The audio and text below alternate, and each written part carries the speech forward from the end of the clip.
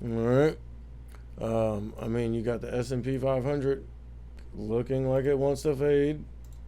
Um, the real test will come as we get down here to VWAP and previous close.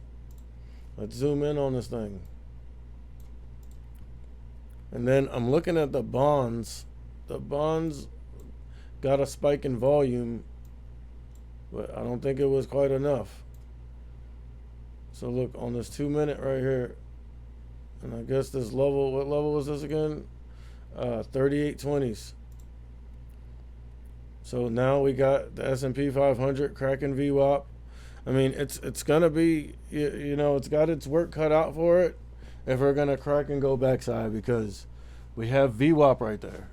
So you know, VWAP does act as an intraday support and or resistance, and like I said, a gauge to determine whether the underlying, you know, trading vehicle you're trading, like a, you know, equity or whatever index, you feel me, derivatives, whatever, like whatever you're trading.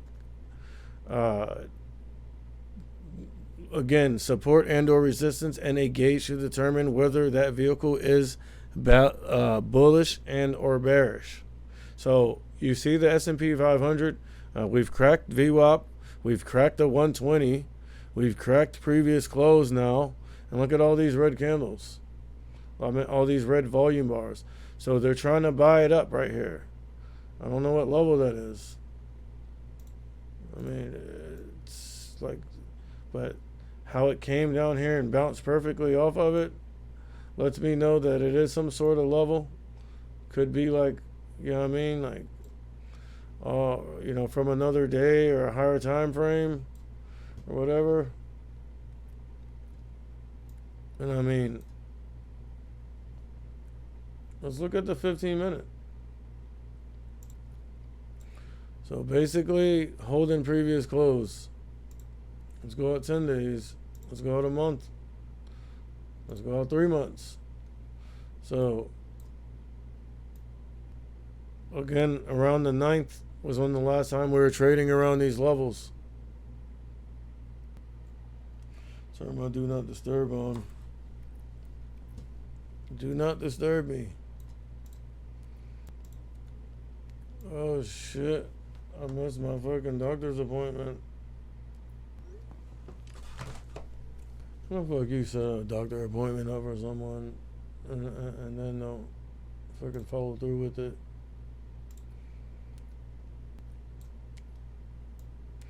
So I mean, if we're looking at the S&P 500 right now, look, rejected off the 120, broke down all our indicators, including VWAP and the 9, again, and the 120, rejected off the 120 with enough force to basically take us backside for a second, but they keep buying it back up.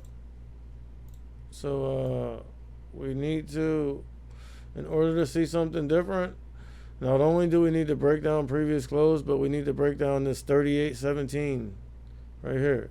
38.17 30s. And I mean, if you look at the bonds have been trying, bro.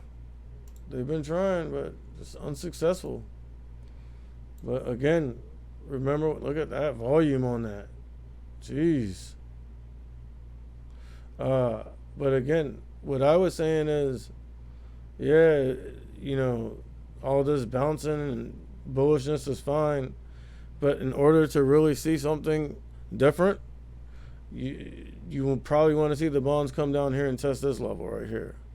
This 103.23s. And I mean, there's Tesla.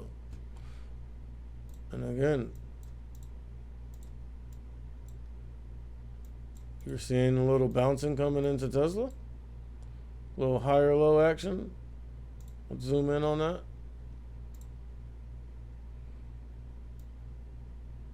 So look, sold off.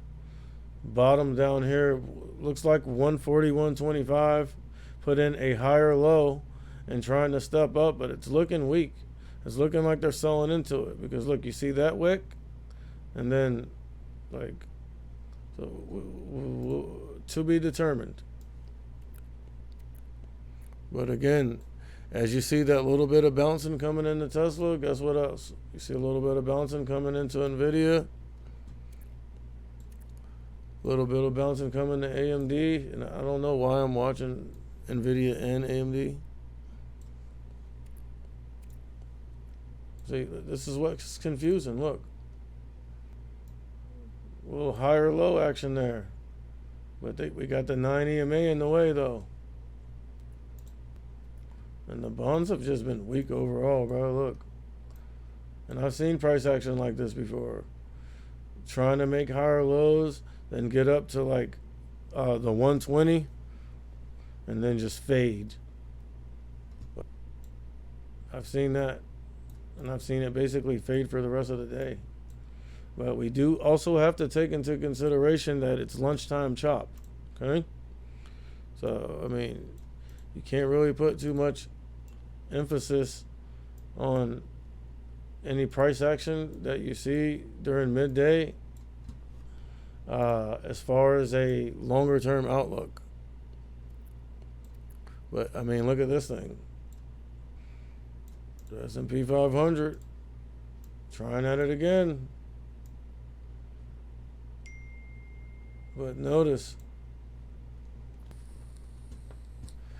bro, why does this keep spinning, bro?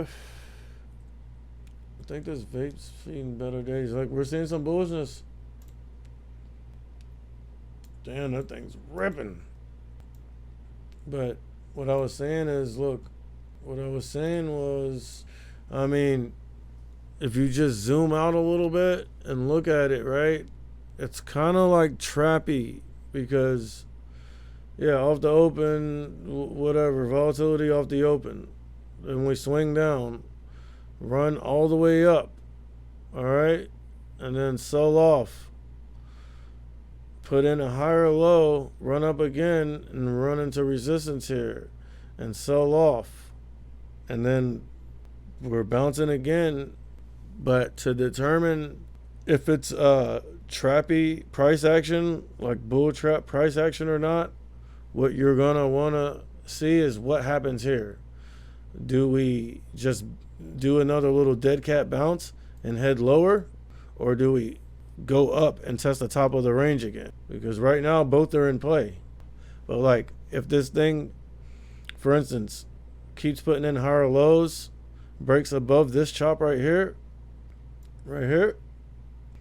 and heads back up to the top of the range, then it's not so trappy. But if for some reason it rejects, you know what I mean, like off the 120 or something, or just at any one of these levels here, before we get to that this level here, where we're seeing a lot of resistance and wicking, if we don't continue up here and cross that, but like stay weak and head lower, then it's like more trappy price action.